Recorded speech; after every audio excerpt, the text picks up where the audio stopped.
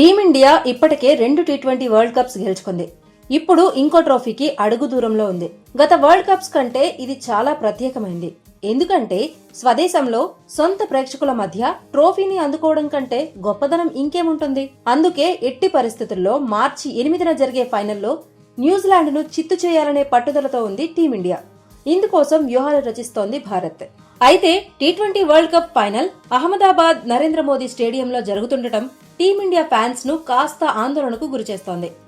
ఈ స్టేడియం భారత జట్టుకు పెద్దగా అచ్చిరాలేదు. ICC one day world cup 2023 final ఇదే స్టేడియంలో జరిగింది. టోర్నీ మొత్తం ఓటమన్నదే లేకుండా ఫైనల్ కు చేరిన భారత జట్టు ఈ మోదీ స్టేడియంలో ఆస్ట్రేలియాతో తలపడి ఓడింది. దీంతో మరో వన్డే వరల్డ్ కప్ ఆశలు ఆవిరయ్యాయి. ఇక టీ20 వరల్డ్ కప్ లో కూడా టీమిండియా కేవలం ఒకే ఒక్క మ్యాచ్ ఓడింది. అది అహ్మదాబాద్ స్టేడియంలోనే. గ్రూప్ 8 స్టేజ్ లో సౌత్ ఆఫ్రికా చేతిలో ఘోర ఓటమిని చవిచూసిన టీమిండియాకు సెమీస్ అవకాశాలను సంక్లిష్టంగా మార్చాయి. ఆ తర్వాత జింబాబ్వే వెస్టిండీస్ ను ఓడించి సెమీస్ కు చేరింది. నరేంద్ర మోదీ స్టేడియంలో టీమిండియా ఓటముల నేపథ్యంలో టీ20 వరల్డ్ కప్ ఫైనల్ ఎలా ఉంటుందన్నది ఆసక్తికరంగా మారింది. ఈ సెంటిమెంట్ ను భారత జట్టు మారుస్తుందా లేక కొనసాగిస్తుందా అన్నది ఆదివారం తేలనుంది.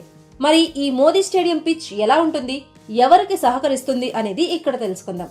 సాధారణంగా ఏ దేశంలో క్రికెట్ మ్యాచ్ జరిగితే ఆ జట్టుకు అనుకూలంగా ఉండే పిచ్ ను రూపొందిస్తారు. మరి టీ20 వరల్డ్ కప్ లాంటి మెగా టోర్నీలో అది ఫైనల్ మ్యాచ్ అంటే పూర్తిగా వన్ సైడ్ మ్యాచ్ జరిగేలా పిచ్ రూపొందిస్తారని చాలా మంది భావిస్తున్నారు. పాకిస్తాన్ మాజీ క్రికెటర్లు ఇప్పటికే మోదీ స్టేడియంలో టీమిండియాకు అనుకూలమైన పిచ్ తయారు చేస్తున్నారని ఆరోపిస్తున్నారు. కానీ ఇండియా న్యూజిలాండ్ మధ్య నువ్వా నేనా అన్నట్లు ఉత్కంఠ పోరు సాగేలా పిచ్ ను రూపొందిస్తున్నట్లు తెలుస్తోంది. సెమీఫైనల్లో ఇండియా ఇంగ్లాండ్ మధ్య వాంఖడే స్టేడియంలో ఎలాంటి ఉత్కంఠ మ్యాచ్ జరిగిందో అందరం చూశాం. సేమ్ అలాంటి పిచ్ నే అహ్మదాబాద్ లో రెడీ చేస్తున్నారట. అయితే పూర్తిగా బ్యాటర్ల ఆధిపత్యం లేకుండా ఉండేలా జాగ్రత్త పడుతున్నారట. ఇందుకోసమే రెడ్ బ్లాక్ సాయిల్ తో పిచ్ ను రెడీ చేస్తున్నట్లు తెలుస్తోంది. పిచ్ కోసం 70% రెడ్ సాయిల్, 30% బ్లాక్ సాయిల్ వినియోగిస్తున్నట్లు తెలుస్తోంది. ఈ మిక్స్డ్ పిచ్ బ్యాటింగ్, బౌలింగ్ కు అనుకూలంగా ఉంటుంది. రెడ్ సాయిల్ బంతి మంచి వేగం, బౌన్స్ అందిస్తుంది. బ్లాక్ సాయిల్ మాత్రం బంతిని స్లో చేస్తుంది, కానీ పగుళ్లు కలిగి ఉండి స్పిన్ కు అనుకూలిస్తుంది. ఈ సమతుల్యమైన పిచ్ కారణంగా ఫైనల్లో 200 లోపే స్కోరు నమోదవుతుందని, ఇరు జట్ల మధ్య పోటాపోటీగా మ్యాచ్ సాగుతుందని క్రికెట్ విశ్లేషకులు అంచనా వేస్తున్నారు. ఈ వరల్డ్ కప్ 2026లో అహ్మదాబాద్ స్టేడియంలో భారత్ 2 మ్యాచ్లు ఆడింది. నెదర్లాండ్స్ పై గెలిచింది, కానీ సౌత్ ఆఫ్రికా చేతిలో ఓడిపోయింది. అయితే న్యూజిలాండ్ ఈ స్టేడియంలో ఒకే ఒక్క మ్యాచ్ ఆడింది, ఇందులోనూ ఓడిపోయింది. ఆసక్తికరమైన విషయం ఏంటంటే ఈ స్టేడియంలో ఇటు ఇండియా అటు న్యూజిలాండ్ రెండింటినీ ఓడించింది సౌత్ ఆఫ్రికానే. సాధారణంగా అహ్మదాబాద్ లో రెడ్ సాయిల్ లేదంటే బ్లాక్ సాయిల్ తో పిచ్ ను రూపొందిస్తారు. అందుకే మ్యాచ్ వన్ సైడ్ సాగుతుంది. అయితే బౌలర్లకు లేదంటే బ్యాటర్లకు అనుకూలంగా ఉంటుంది. కానీ ప్రస్తుతం టీమిండియా బౌలింగ్, బ్యాటింగ్ రెండింటిలోనూ స్ట్రాంగ్ గా ఉంది. అందుకే మిక్స్డ్ పిచ్ తయారు చేసింది. ఈ పిచ్ న్యూజిలాండ్ టీం ఆటకు కూడా సరిపోతుంది.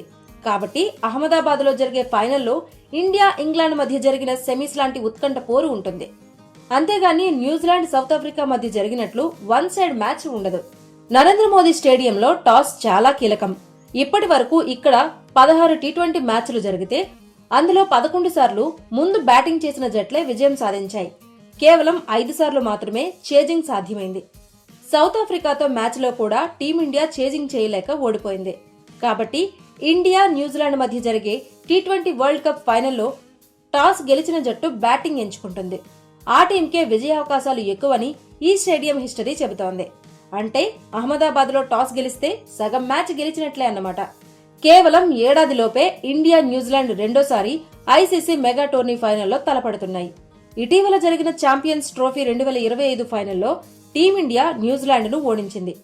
ఇప్పుడు ఐసీసీ టీ20 వరల్డ్ కప్ 2026లో మళ్లీ అవే జట్లు ఫైనల్ కు చేరాయి. మరి అదే రిజల్ట్ ను టీమిండియా రిపీట్ చేస్తుందా లేక న్యూజిలాండ్ చరిత్ర తిరగరాస్తుందా? చూడాలి మరి ఏం జరుగుతుందో.